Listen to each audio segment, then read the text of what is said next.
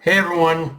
So, admittedly I had to read through this chapter a couple times to really get a feel for it, but more specifically the section with Gaban, because obviously the whole fight between Gaban and Luffy didn't end the way I thought it would, or even play out the way I thought it would in this next chapter.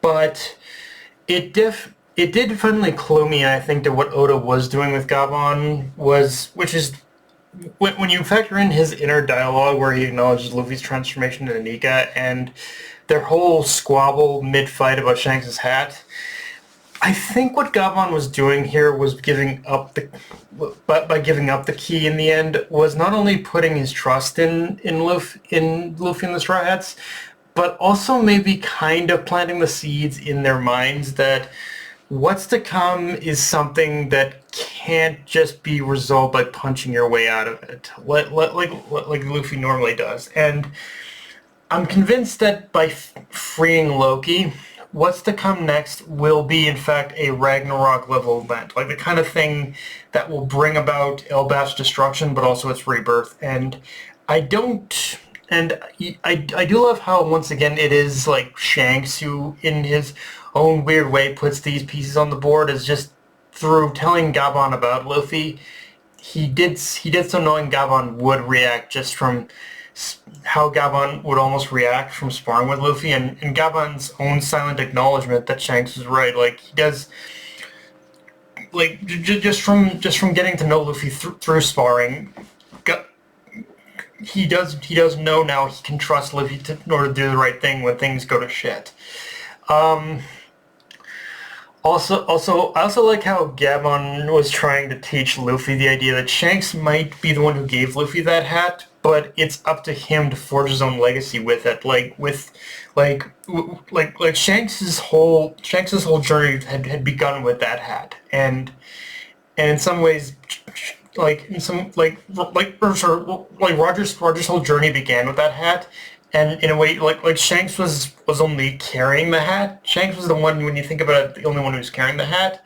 But now with Luffy owning the hat, it's up to him to forge his own legacy with it as well. So it's like it's up to each one who carries the hat in order to forge their own legacy. And now it's kind of Luffy's time in order to forge his own legacy. He has to know it's not just something that Shanks gave to him in order to or just hang on to. Although the fact that Gavan was trying to reinforce that point to Luffy, it does make me think that yeah, something is gonna happen to Shanks. He is still just very much on the chopping block to possibly die at some point.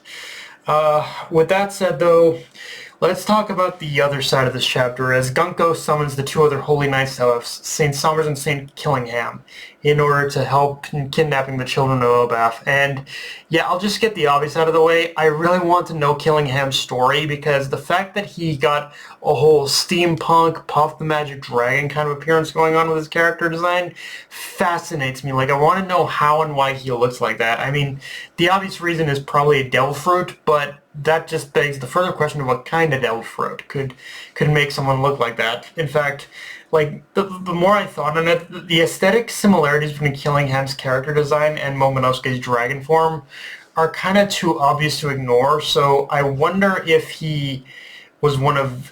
Killingham was one of Vegapunk's earlier experiments to try to replicate Kaido's devil fruit, but it kind of, again, like the others, it was kind of a failure. So I wonder if that's what's going on with Killingham. Is he ate one of the he ate one of the basically one of the failed like smile fruits that Vegapunk was developing with Kaido's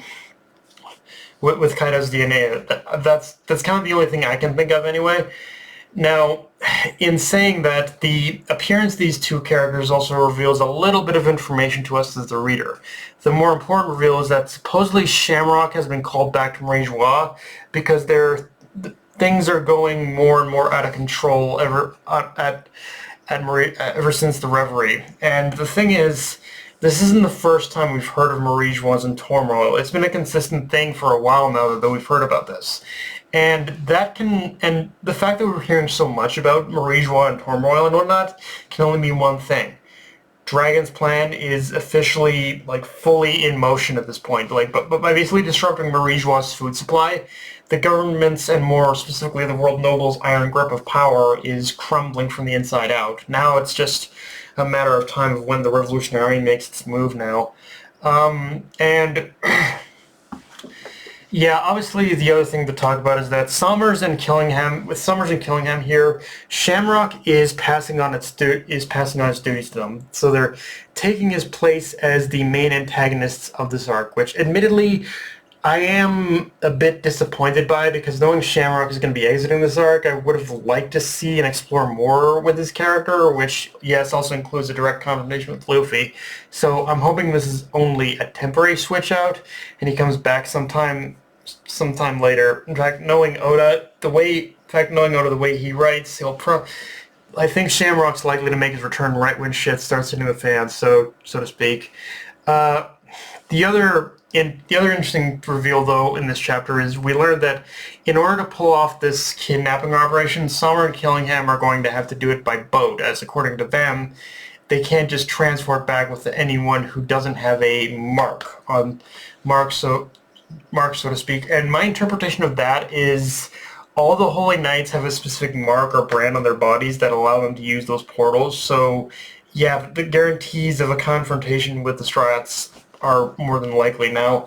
Although, with Shamrock's final line of the chapter being, "With your powers, you can make a game of it," yeah, I feel like I get the feeling that this fight's going to be a lot more complicated for the Strats than they think. And yeah, Shamrock, when you really get down to it, Shamrock really is proving to be more and more Garling's son if he's talking about making a game out of kidnapping Elbaf children, but it also really shows just how far the apple fell from the tree with Shanks. Well, I guess large in part thanks to Roger raising him, but yeah, like Shanks ain't nothing like Garling or like Shamrock. It's kind of fascinating, frankly. But yeah, guys, that's all I got for this review. If you enjoyed the video, like, comment, subscribe, follow me on Blue Sky, Analyst Crunchyroll, which notification bell, subscribe button, and just share it around, guys. Dark Knight of Any, signing off. Later, everyone.